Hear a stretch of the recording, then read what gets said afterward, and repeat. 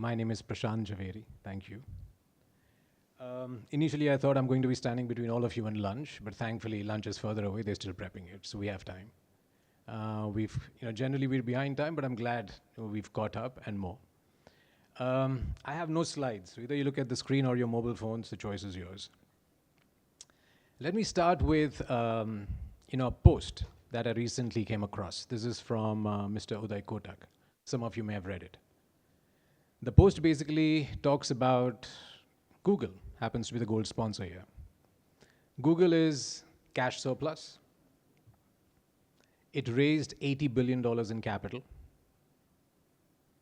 Google's last results show that they made $160 billion in annual profits. In the last quarter itself, they made $62 billion. Their market capitalization is $4.5 trillion. Now, let's put these numbers into perspective. The total profits of all the listed companies in India is more or less the profits of one single company, Google.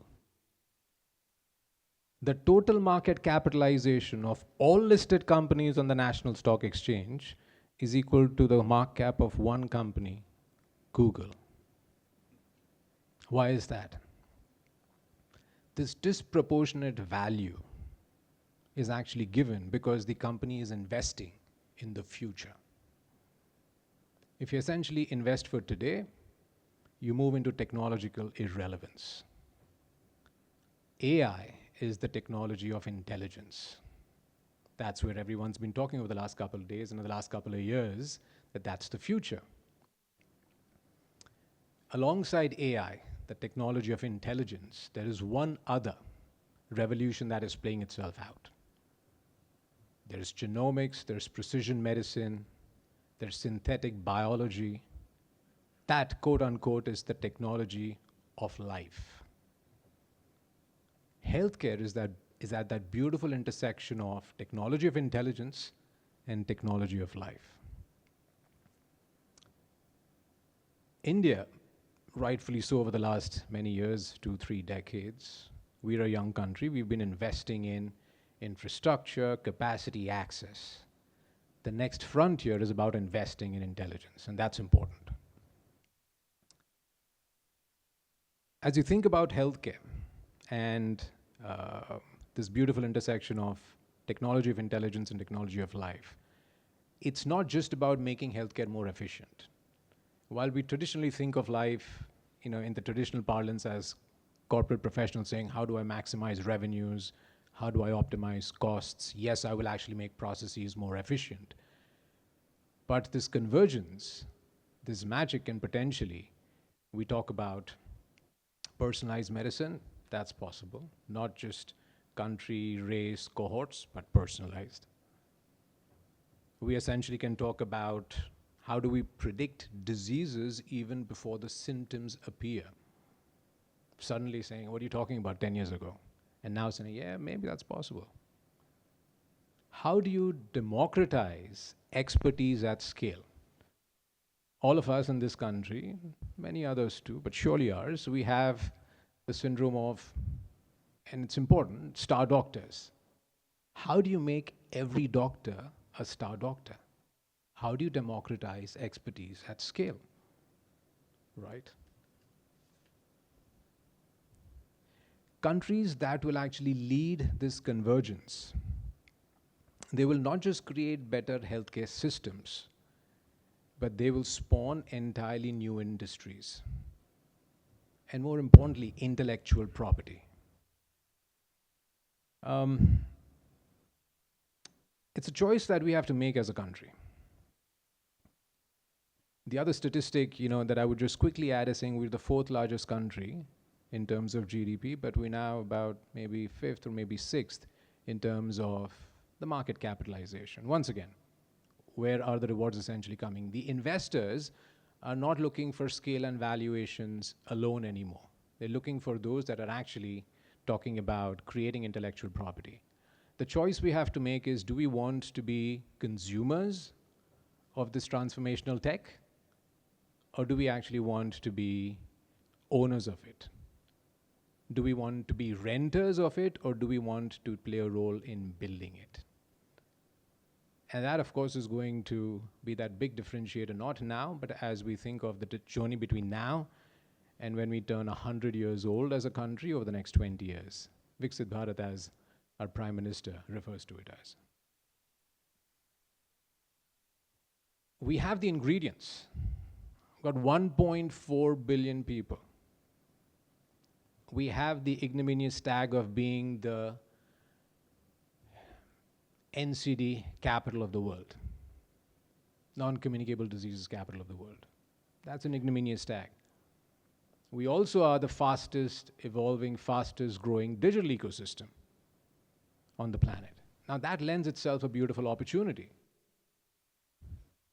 How do we now, we have the opportunity of being, and India has the opportunity of being the world's largest living laboratory of responsible healthcare innovation.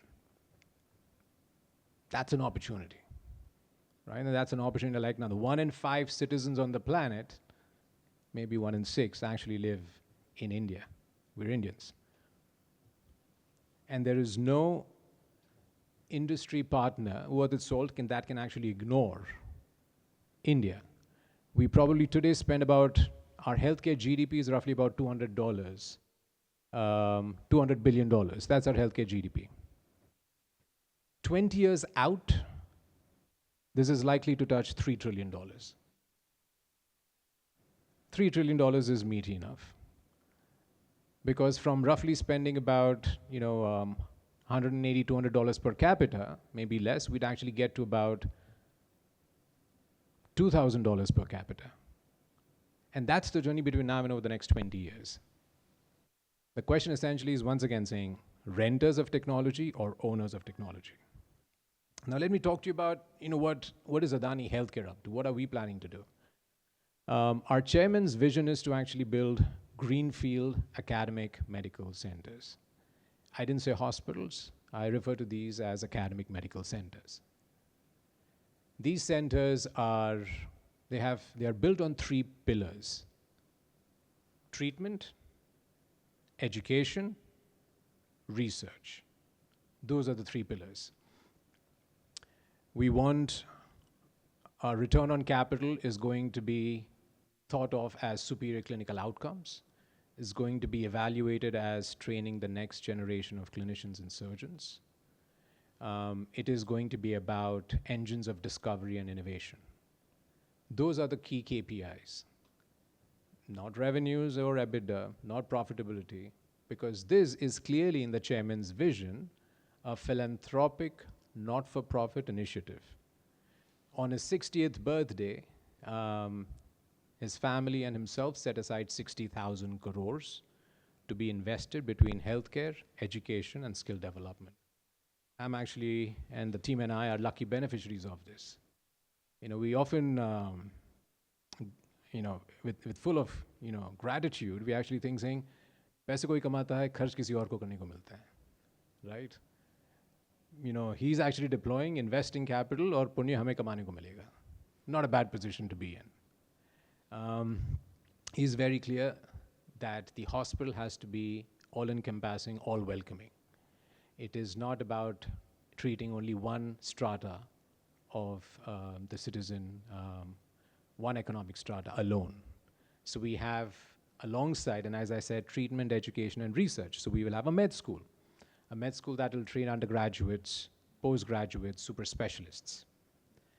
We will have a teaching hospital with all the broad specialties, and we'll also have a super specialty tower.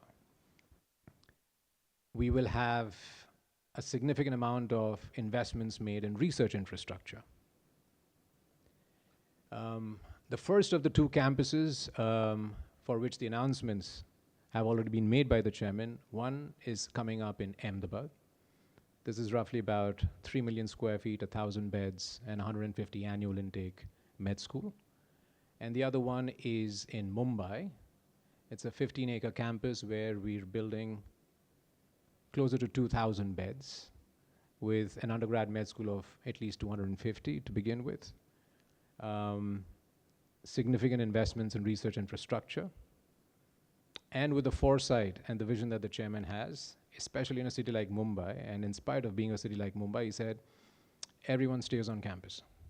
So we're building residential for all the doctors, all the nurses, all the students on campus in a city like Mumbai. He doesn't want people looking at saying, Agla Mumbai local kitne baje ka hai? Even the nurses. Like I said, full of gratitude, we actually are blessed to be, as a team, part of this initiative, but we recognize that this is something that one company, one team cannot deliver.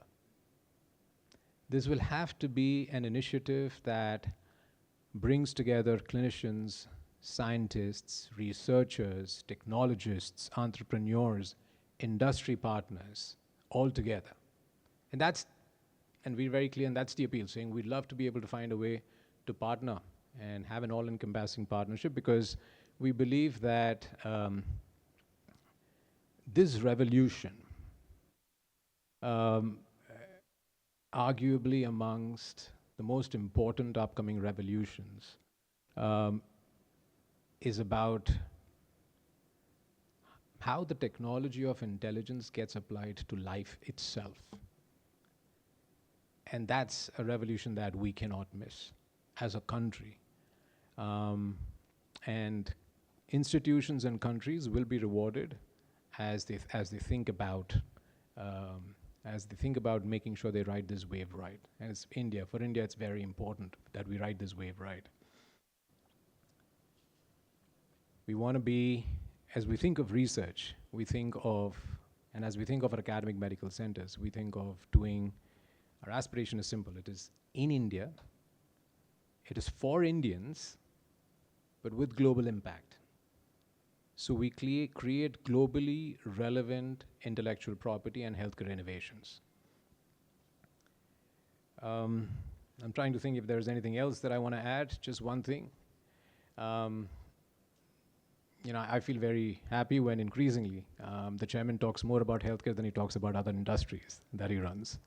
But one thing very profoundly he says, that the next generation of hospitals is not going to be about beds and buildings. It's going to be about how we embed intelligence into every single process. That's all I have to say. Thank you very much, everyone.